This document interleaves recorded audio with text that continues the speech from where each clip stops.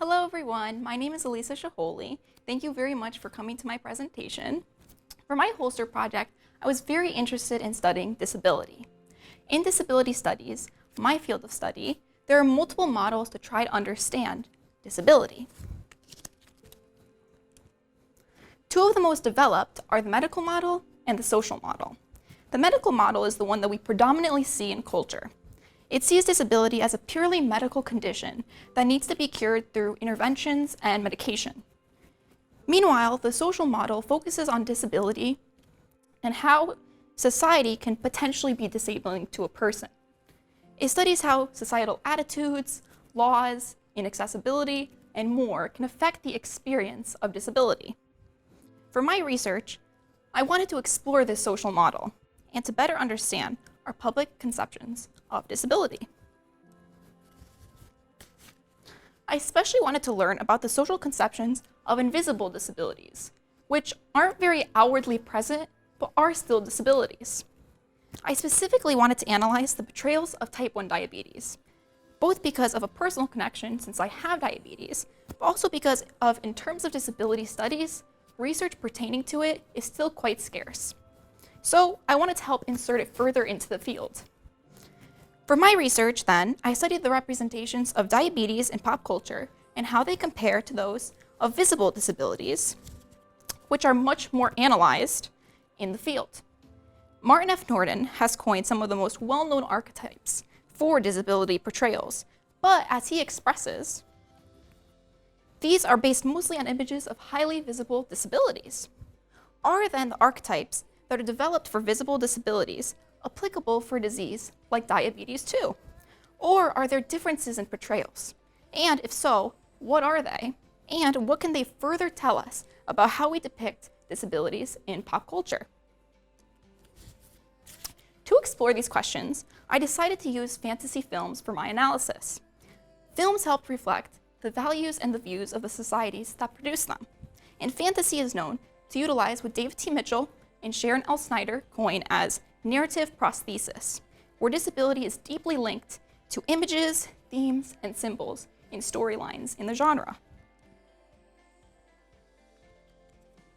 To look at representations of diabetes, I watched and analyzed 5 films where diabetes had a prominent role. Warlock,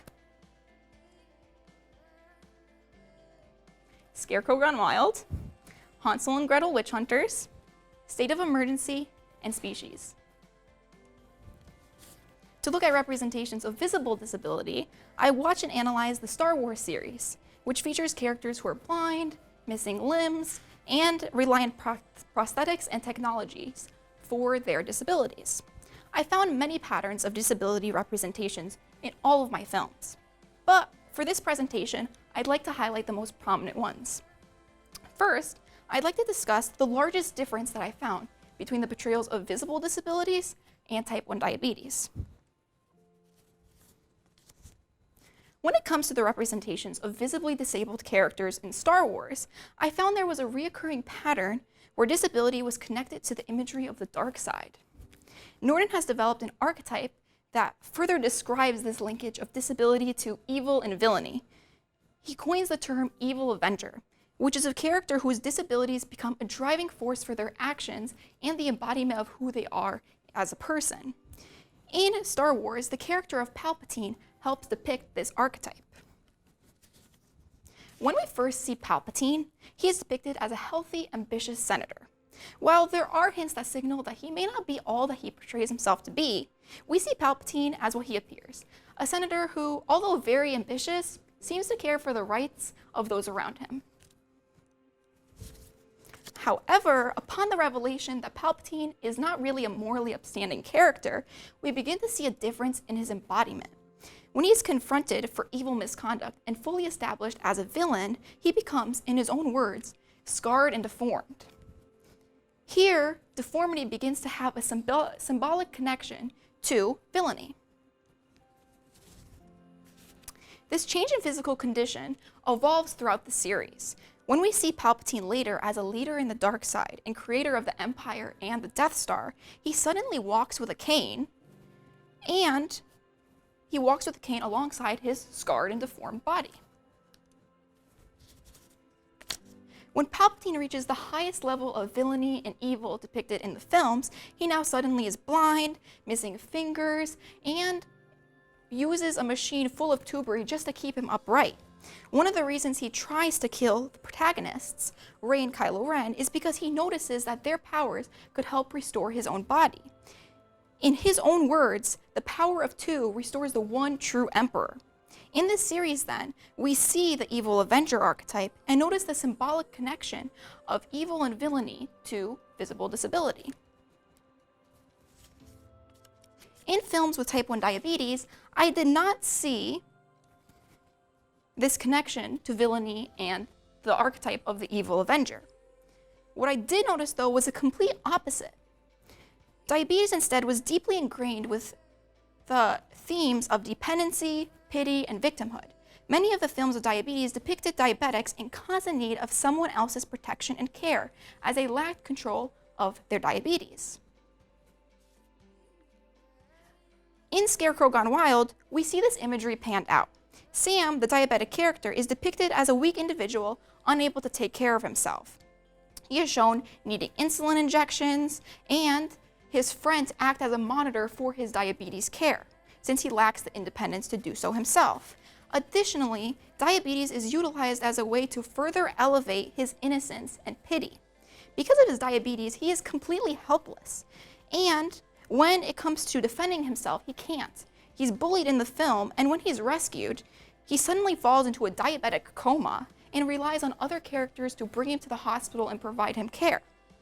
He is shown as having a complete lack of control of his own body and is in constant need for the protection of other characters. This portrayal diverges from that of disability in Star Wars, since instead of diabetes becoming this symbol for villainy and evil, it instead is a symbol of dependency, victimhood, pity, and weakness.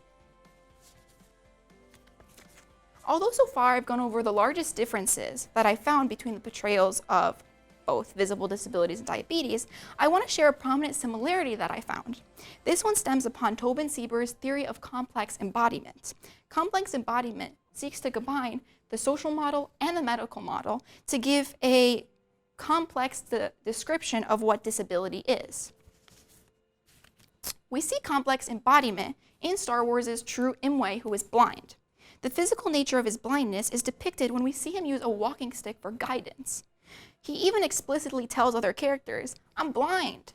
However, Drew is developed as a character and a person in addition to his blindness. We see him use a walking stick not only for guidance, but also as a means to defend and protect himself. He is portrayed as a social individual who has friends that give him guidance when needed, but he's never treated as a victim. Drew is comfortable with his identity, and we see him as both a hero and a well-rounded individual.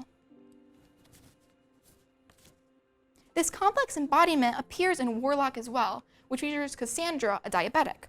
The film makes note of the medical aspects of diabetes when Cassandra is shown injecting insulin. However, we also see her as a developed character apart from the medical aspects of her diabetes.